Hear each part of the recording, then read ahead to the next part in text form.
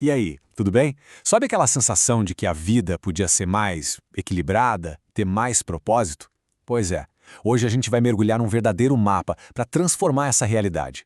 A ideia é cultivar cada área da vida como se fosse um jardim, tudo baseado num guia prático para o sucesso. Bora lá? Olha só que forte essa frase. A vida que você sempre sonhou está ao seu alcance. E tudo começa aqui. É isso. Esse é o nosso ponto de partida. A transformação não é uma coisa lá longe, sabe? É uma decisão, uma atitude que a gente toma agora. Esse é o clima da nossa conversa hoje. Então, a ideia é encarar isso aqui como um mapa mesmo. Nada de teoria vaga, não. A gente vai falar de pilares bem práticos, sabe? Coisas que sustentam uma vida de sucesso. E para começar, a gente tem que ir lá na base de tudo. Isso aí, a fundação mente e espírito. Porque, né, não dá para construir nada em cima de um terreno fraco. No desenvolvimento pessoal, essa base é toda interna. É a nossa mente, o nosso espírito. É dali que tudo começa de verdade. Essa analogia da semente é perfeita, né?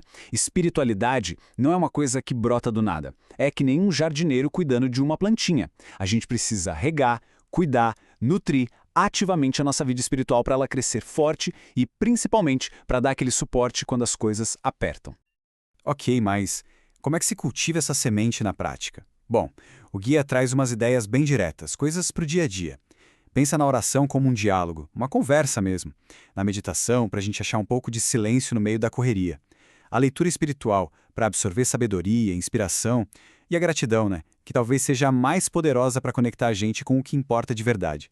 São coisinhas pequenas, mas o impacto é gigante. Beleza? Agora vamos para o outro pilar dessa fundação, a mente. E olha que imagem genial é essa dos dois cavalos puxando a carroça. É exatamente isso, a conexão mente e corpo. Imagina só, se cada cavalo puxa para um lado, a carroça fica empacada, não sai do lugar. Para avançar, eles têm que estar em sintonia, em harmonia, senão não rola. Então, a pergunta de $1 milhão.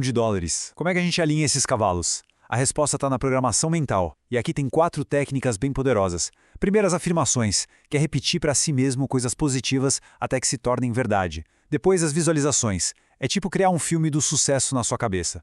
Tem também a auto-hipnose, que é uma forma de ir mais fundo e reprogramar aqueles padrões antigos que não servem mais. E por fim, o mindfulness, que é basicamente estar aqui agora, focar no presente. E aí fica uma provocação, né? Porque não adianta só saber da técnica, tem que botar para funcionar. Que tipo de afirmações poderiam fortalecer a autoconfiança de alguém? Que frases, se repetidas todo dia, ajudariam a construir aquela força para ir atrás dos objetivos? Fica aí a reflexão. Ok, fundação pronta. Agora a gente sobe as paredes, a estrutura da casa. E aqui a gente fala de duas coisas bem concretas: saúde e finanças. Quando o assunto é saúde, a visão aqui é bem completa. Não é só sobre malhar, sabe? É sobre o exercício regular, que faz bem para o corpo e para o humor. É sobre o que a gente come, a nutrição balanceada que dá energia. E também sobre o autocuidado, aquelas pausas para recarregar as baterias da mente e do corpo. Agora vamos falar de grana. E aqui, o mais importante é uma virada de chave na nossa cabeça. Em vez de olhar para o dinheiro com medo ou só como algo para gastar, a ideia é pensar nele como sementes. É isso mesmo, sementes. Cada real pode ser plantado para, lá na frente, virar uma colheita farta, cheia de segurança e novas oportunidades. E essa tabela deixa a diferença bem clara, né? De um lado, a mentalidade de escassez, foco na falta, medo de investir, só reação aos problemas. É o que paralisa. Do outro, a mentalidade de abundância, foco em oportunidade, em crescimento, o dinheiro como ferramenta. É o que impulsiona. No fim das contas, a mentalidade que a gente escolhe é que vai definir as nossas ações. E aí vem aquela pergunta que pode até doer um pouquinho, mas é necessária. As crenças que a gente tem sobre dinheiro, elas estão ajudando ou atrapalhando o crescimento financeiro? As historinhas que a gente conta para si mesmo sobre grana estão abrindo portas ou levantando muros. Parar para pensar nisso com honestidade e sem se julgar é o primeiro passo. E talvez o mais importante.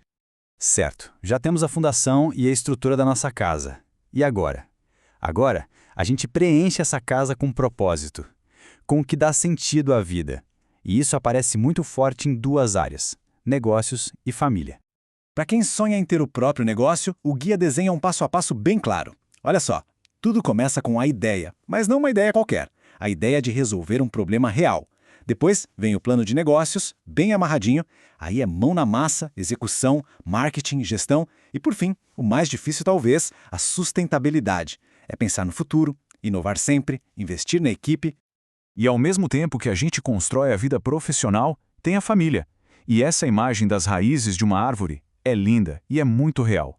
São os nossos laços familiares que seguram a gente de pé quando vem a tempestade, sabe? É a nossa base, o nosso porto seguro. Tá, mas como é que a gente fortalece essas raízes? Não é mágica, né? É com atitude, com intenção. É dedicar tempo de qualidade, estar de verdade com as pessoas. É falar eu te amo, expressar o que a gente sente. É aprender a resolver as brigas de um jeito saudável, sem guardar mágoa. E, acima de tudo, é apoiar o crescimento um do outro, torcer de verdade pela felicidade de cada um. A comunicação é tipo a água que nutre essas raízes. Sem ela, tudo seca. E aí fica a pergunta para a gente pensar. Como a comunicação na família pode ser mais clara, mais eficaz? Será que falta ser mais direto? Ou será que falta ouvir com mais empatia? Às vezes, um pequeno ajuste na forma de falar ou de ouvir pode mudar tudo dentro de casa. Bom, a gente passou pela fundação, pela estrutura, pelo propósito. E agora, para fechar, a gente junta todas essas peças. A grande imagem que conecta tudo isso é essa. A vida como um jardim que a gente precisa cultivar. Isso aqui resume a ideia toda. Pensa num jardim. Não adianta nada ter um canteiro de rosas maravilhoso se o resto do terreno está todo seco, cheio de mato. Uma vida equilibrada é exatamente isso. A parte espiritual, mental, física, financeira, familiar, todas elas precisam ser cuidadas. A plenitude de verdade vem desse cuidado constante e equilibrado em todas as frentes. E a gente termina com essa pergunta que, na verdade, é mais um convite. A verdade é que cada um de nós é o jardineiro da própria vida. O poder de escolher as sementes, de regar, de cuidar e de colher os frutos está nas nossas mãos. Depois de ver esse mapa, de ter todas essas ferramentas, a grande questão que fica no ar é: o que vai ser cultivado a partir de agora?